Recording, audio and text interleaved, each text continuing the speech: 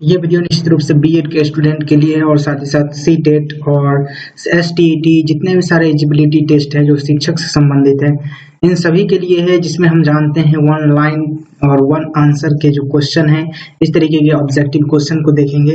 ये वीडियो लगभग 20 मिनट के रहेंगे। इसमें जितने भी सारे क्वेश्चन आते हैं 20 मिनट के अंतर्गत वो सारे क्वेश्चन आपको दिए जाएंगे।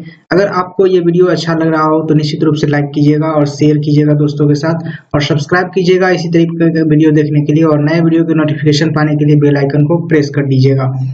यहाँ देखते हैं, सबसे पहले हम आपको बताएं तो ये वीडियो आप सभी के डिमांड पर ही बनाया जा रहा है, जिसका नाम है महासंग्राम बैच के अंतर्गत इस वीडियो को बनाया जा रहा है। अगर आप पिछले वाले वीडियोज नहीं देखे हैं तो मेरे प्लेलिस्ट में जाइए, वहां पर आपको महासंग्राम नाम से एक प्लेलिस्ट बनाया गया है, उस प्लेलिस्ट में सारे के सारे वीडियोज मिल जाएंगे और साथ ही इस वीडियो के डिस्क्रिप्शन में भी आपको वीडियोज मिल जाएंगे। आइए शुरू करते हैं वीडियो। नमस्कार दोस्तों, आपके अपने YouTube चैनल एवरीथिंग अभिषेक पे आप सभी का मैं अभिषेक स्वागत करता हूं।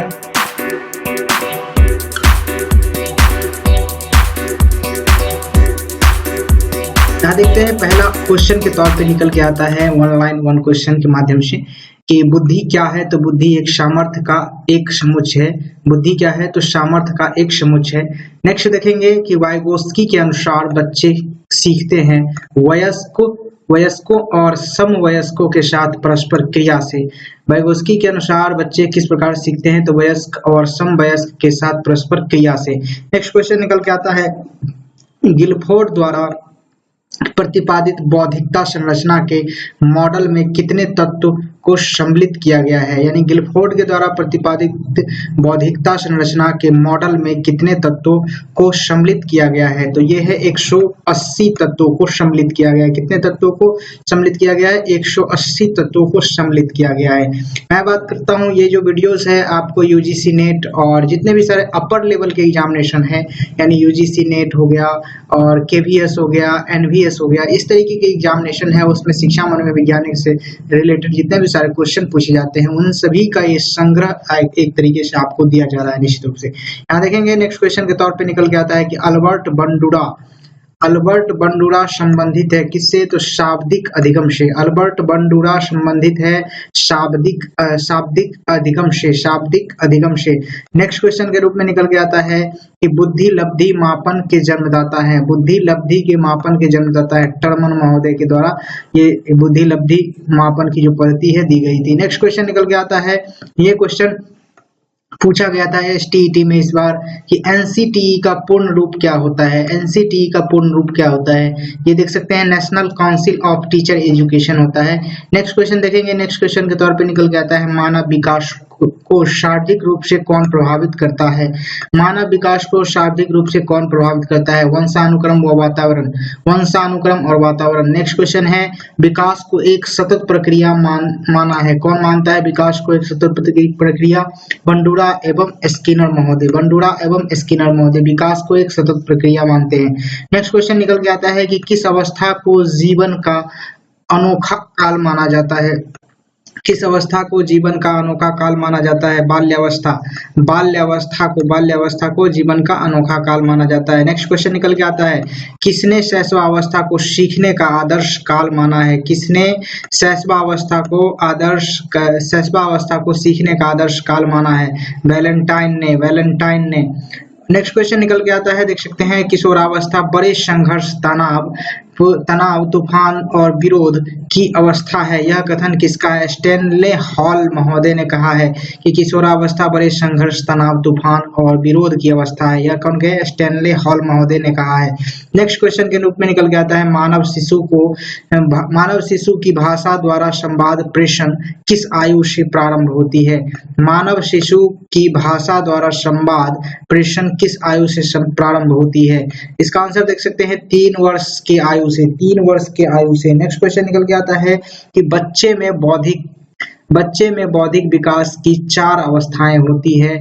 बच्चे में बौद्धिक अवस्थाएं की 4 अवस्थाएं होती है। पहचान किसके द्वारा की गई है? यानी कि बच्चे में 4 अवस्थाएं में विभक्त किया गया है। ये किसके द्वारा किया गया? तो ये देख सकते हैं प्याजे महोदय के द्वारा किया गया था। नेक्स्ट क्वेश्चन निकल के आता है, दूसरे वर्ष के अंत तक शिशु का किन शिशु का कितना हो जाता है, देख सकते हैं दूसरे वर्ष के अंत तक शिशु का कितना हो जाता है शब्द, यानी 100 शब्द हो जाता है। दूसरे वर्ष तक शिशु के अंदर लगभग 100 शब्द का भंडारण हो जाता है। नेक्स्ट क्वेश्चन देखेंगे। नेक्स्ट क्वेश्चन है शर्म तथा गर्व जैसी भावना का विकास किस अवस्था में होती है। शर्म तथा गर्व जैसी भावना का विकास किस अवस्था में होती है, तो बाल्यावस्था में। किस अवस्था में होती है, तो बाल्यावस्था में। नेक्स्ट क्वेश्चन देखेंगे। किस अवस्था में बच्चे अपने समवयस्क समूह के सक्रिय सदस्य होते हैं। यहाँ देख सकते हैं कहा जा रहा है कि किस अवस्था में बच्चे अपने समवयस्क समूह के सक्रिय सदस्य हो जाते हैं। किशोरावस्था में वो समाज के कई सारे गतिविधि में भाग लेना शुरू कर देते हैं किशोरावस्था के दौरान, यही बात पूछा जा रहा है। नेक्स्ट क्वेश्चन देखेंगे। यहाँ निकल के आता है कि परिपक्वता का संबंध किससे है। परिपक्वता का संबंध किससे है, तो यह आंसर होगा विकास से। विकास से। नेक्स्ट क्वेश्चन निकल के आता है कि बाल मनोविज्ञान के आधार पर सर्वोत्तम कथन है। बाल मनोविज्ञान के आधार पर सर्वोत्तम कथन है, क्या है, प्रत्येक बच्चा विशिष्ट होता है। प्रत्येक बच्चा विशिष्ट होता है। बाल मनोविज्ञान के आधार पर सर्वोत्तम कथन क्या है, तो प्रत्येक बच्चा विशिष्ट होता है। नेक्स्ट क्वेश्चन निकल के आता है नैदानिक परीक्षा का मुख्य उद्देश्य है। नैदानिक परीक्षा का मुख्य उद्देश्य क्या है, अकादमिक कठिनाइयों के कारण का पता लगाना। अकादमिक कठिनाइयों के कारणों का पता लगाना नैदानिक परीक्षा।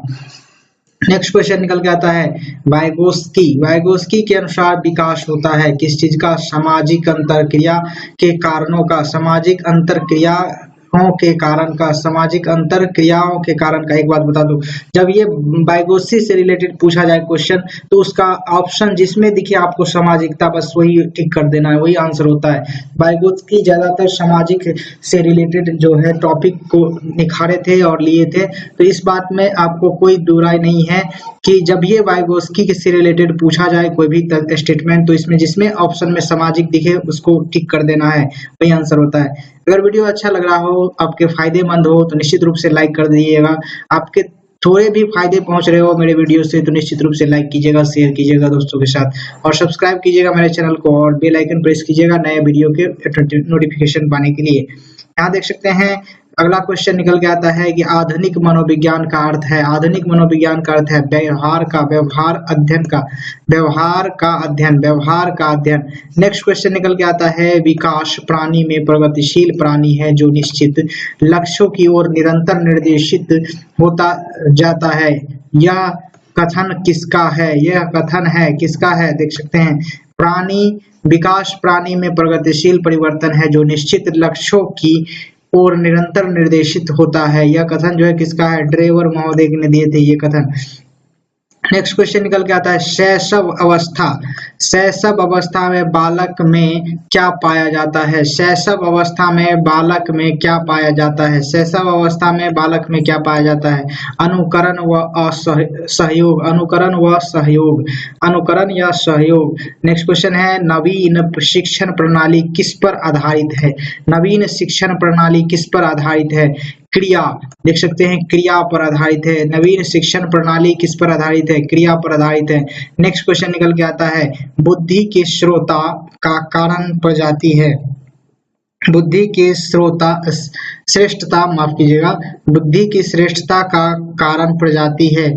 यह किसका कथन है, देख सकते हैं बुद्धि की श्रेष्ठता का कारण प्रजाति है, यह किसका कथन है, कल्लीन वर्ग का। नेक्स्ट क्वेश्चन देखेंगे, यहाँ से निकल के आता है नेक्स्ट क्वेश्चन के तौर पे कि वुडवर्थ यहाँ देख सकते हैं वुडवर्थ चिंतन की कितने तत्व बताए हैं। वुडवर्थ ने चिंतन की कितने तत्व बताए हैं, तो 5 तत्वों के बारे में बताए हैं। वुडवर्थ महोदय 5 चिंतन के जो तत्व हैं उसको बताए हैं। नेक्स्ट क्वेश्चन निकल के आता है प्रेरणा के कितने प्रकार होते हैं, 2 प्रकार होते हैं। पहला सकारात्मक और दूसरा नकारात्मक। प्रेरणा के 2 प्रकार होते हैं, सकारात्मक और नकारात्मक। नेक्स्ट क्वेश्चन निकल के आता है अधिगम अंतरण का थॉर्नडाइक सिद्धांत कहा जाता है। अधिगम अंतरण का यानी एक अधिगम का जो ट्रांसफर करना थॉर्नडाइक के किस सिद्धांत में आता है, किस सिद्धांत को कहा जाता है। क्या देखेंगे अनुरूप तत्व का सिद्धांत। ये कौन दिए थे, अनुरूप तत्व का सिद्धांत कौन दिए थे, तो थॉर्नडाइक महोदय दिए थे। ये भी पूछ सकता है इस तरीके से भी यहाँ, और पूछा जा सकता है कि अधिगम अंतरण का थॉर्नडाइक का सिद्धांत को क्या कहा जाता है, यानी कौन किसे कहा जाता है, तो अनुरूप तत्व का सिद्धांत। नेक्स्ट क्वेश्चन निकल के आता है, शिक्षा के क्षेत्र में सर्वाधिक महत्वपूर्ण तत्व अभिरुचि है, यह किसका विचार है। शिक्षा के क्षेत्र में सर्वाधिक महत्वपूर्ण तत्व अभिरुचि है, यह किसका विचार है। टीपी मैनन का। नेक्स्ट क्वेश्चन निकल के आता है, शिक्षा का खेल विधि से क्या तात्पर्य है। शिक्षा का खेल विधि से क्या तात्पर्य है। आंसर है खेल क्रियाओं द्वारा शिक्षा देना। खेल क्रियाओं द्वारा शिक्षा देना। शिक्षा का खेल विधि से क्या तात्पर्य है, खेल क्रियाओं द्वारा शिक्षा देना। नेक्स्ट क्वेश्चन निकल के आता है, ऑपरेशन ब्लैक बोर्ड किससे संबंधित है। ऑपरेशन ब्लैक बोर्ड किससे संबंधित है, यहाँ देखेंगे प्राथमिक विद्यालयों में न्यूनतम सुविधाओं से, प्राथमिक विद्यालयों में न्यूनतम सुविधा उपलब्ध कराने से संबंधित है black board operation. Operation black board विद्यालयों में यानी प्राथमिक विद्यालयों में न्यूनतम सुविधाओं को उपलब्ध कराने से संबंधित है। नेक्स्ट क्वेश्चन निकल के आता है कि कक्षा शिक्षण के समय शिक्षक द्वारा अपनी आवाज में उतार चढ़ाव किस कौशल के अंतर्गत आता है। कक्षा शिक्षण के समय शिक्षक द्वारा अपनी आवाज में उतार चढ़ाव किस कौशल के अंतर्गत आता है। कक्षा शिक्षण के समय शिक्षक द्वारा अपनी आवाज में उतार चढ़ाव किस कौशल के अंतर्गत आता है। उद्दीपन परिवर्तन। नेक्स्ट क्वेश्चन निकल के आता है, अंतर्दृष्टि का सिद्धांत के जन्मदाता कौन है। अंतर्दृष्टि के सिद्धांत किसने दिया था, कोहलर महोदय।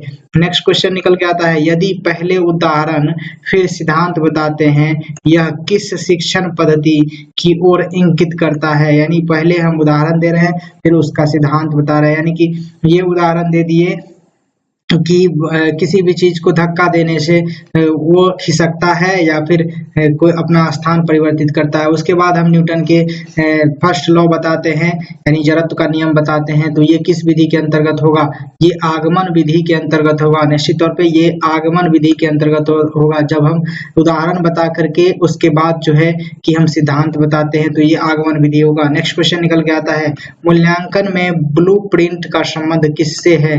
मूल्यांकन में ब्लूप्रिंट का सिद्धांत किससे है, यहाँ देख सकते हैं प्रश्न पत्र निर्माण से।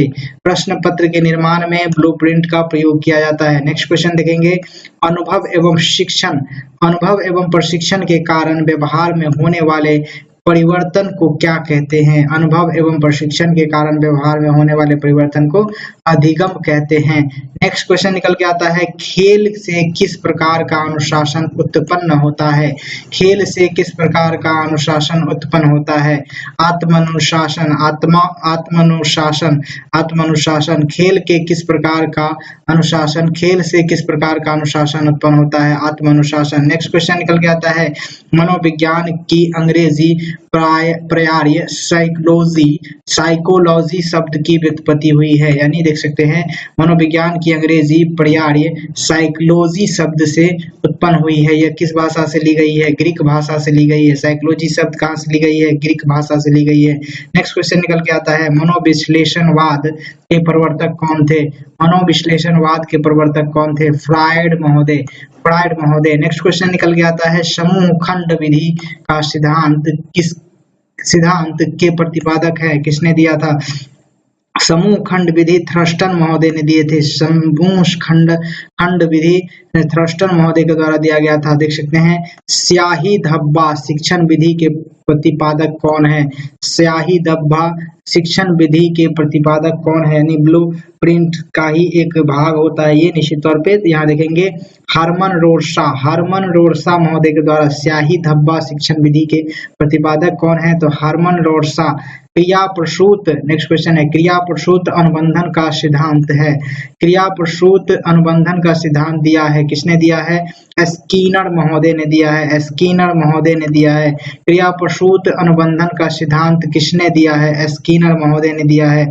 नेक्स्ट क्वेश्चन निकल के आता है, भाषा शिक्षण की प्रथम कक्षा किसे माना जाता है। भाषा शिक्षण की प्रथम कक्षा किसे माना जाता है। भाषा शिक्षण की प्रथम कक्षा किसे माना जाता है, पूर्व प्राथमिक कक्षा को। नेक्स्ट क्वेश्चन निकल के आता है, किस स्तर के बच्चे अपने समकक्ष वर्ग के सक्रिय सदस्य बनाते हैं। किस स्तर के बच्चे अपने समकक्ष वर्ग के सक्रिय सदस्य बनाते हैं? किस स्तर के बच्चे? किशोरावस्था के बच्चे निश्चित तौर पे समकक्ष वर्ग के सक्रिय सदस्य बनाते हैं। नेक्स्ट क्वेश्चन निकल के आता है, चिंतन अनिवार्य रूप से एक संज्ञानात्मक गतिविधि है। चिंतन अनिवार्य रूप से एक संज्ञानात्मक गतिविधि है।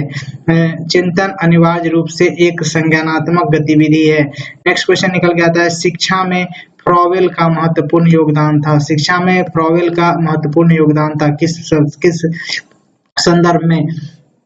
तो देखेंगे यहाँ किंडर गार्डन का विकास में फ्रॉवेल महोदय का महत्वपूर्ण योगदान था। नेक्स्ट क्वेश्चन देखेंगे, शिक्षा का उद्देश्य होना चाहिए। क्या होना चाहिए? तो व्यवहारिक जीवन के लिए विद्यार्थियों को तैयार करना। व्यवहारिक जीवन के लिए विद्यार्थियों को तैयार करना। शिक्षा का उद्देश्य क्या होना चाहिए? व्यवहारिक जीवन में विद्यार्थियों को तैयार करना। नेक्स्ट क्वेश्चन, बालक का विकास परिमाण है। बालक का विकास परिमाण है वंशानुक्रम, देख सकते हैं, वंशानुक्रम तथा वातावरण की अंतरक्रिया। बाल का विकास परिणाम है, यानी कि बाल का विकास का रिजल्ट क्या है? तो वंशानुक्रम तथा वातावरण की अंतरक्रिया का। निश्चित रूप से नेक्स्ट क्वेश्चन निकल के आता है, आपकी कक्षा में एक छात्र देर से आता है तो आप क्या करेंगे? ये क्वेश्चन कई बार सीटेट के दोनों पेपर में पूछे गए हैं। निश्चित तौर पे यहाँ देखेंगे, आपकी कक्षा में एक छात्र देर से आता है तो आप क्या करेंगे? कारण जानने की चेष्टा करेंगे, ना कि उसके डांटेंगे, मारेंगे, पीटेंगे। ये देख सकते हैं, उसकी कारण जानने की कोशिश करेंगे। नेक्स्ट क्वेश्चन निकल के आता है, व्यक्तिगत शिक्षार्थी एक दूसरे से विकास की दर में कैसे होते हैं? तो भिन्न होते हैं। व्यक्तिगत शिक्षार्थी एक दूसरे से विकास की दर में निश्चित रूप से भिन्न होते हैं। नेक्स्ट क्वेश्चन निकल के आता है, कौन सा सीखना अस्थायी होता है? कौन सा सीखना अस्थायी होता है? समझकर सीखना। कौन सा सीखना अस्थायी होता है? समझकर सीखना। क्रियात्मक अनुसंधान का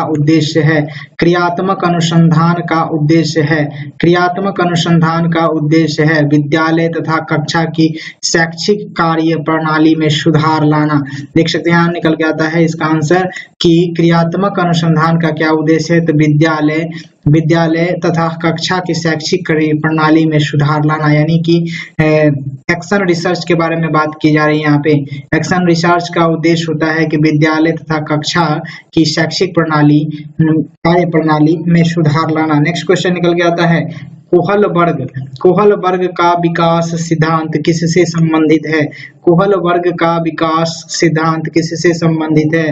नैतिक विकास से। आंसर होगा नैतिक विकास से। कोहल वर्ग का विकास सिद्धांत किससे संबंधित है? तो नैतिक विकास से। नेक्स्ट क्वेश्चन है यहाँ पे कि जिन इच्छाओं की पूर्ति नहीं होती है, देख सकते हैं, उनका भंडारण गृह है। निश्चित रूप से यहाँ लिखा गया है कि जिन इच्छाओं की पूर्ति की 2 बार लिखा गया है, ये मिस्टेक है, देख सकते हैं। जिन इच्छाओं की पूर्ति नहीं होती है उसका भंडारण गृह कहाँ है? तो ईदम में है। कहाँ है? ईदम है, उसे ईदम कहते हैं। जो इच्छा हमें पूरी नहीं होती है उसे हम ईदम कहते हैं। नेक्स्ट क्वेश्चन निकल के आता है, इस अवस्था को गोल्डन एज के नाम से जाना जाता है। किस अवस्था को गोल्डन एज के नाम से जाना जाता है? किशोरावस्था को। नेक्स्ट क्वेश्चन निकल के आता है, बच्चों की पढ़ाई आरंभ करने की आदर्श आयु है 6 वर्ष।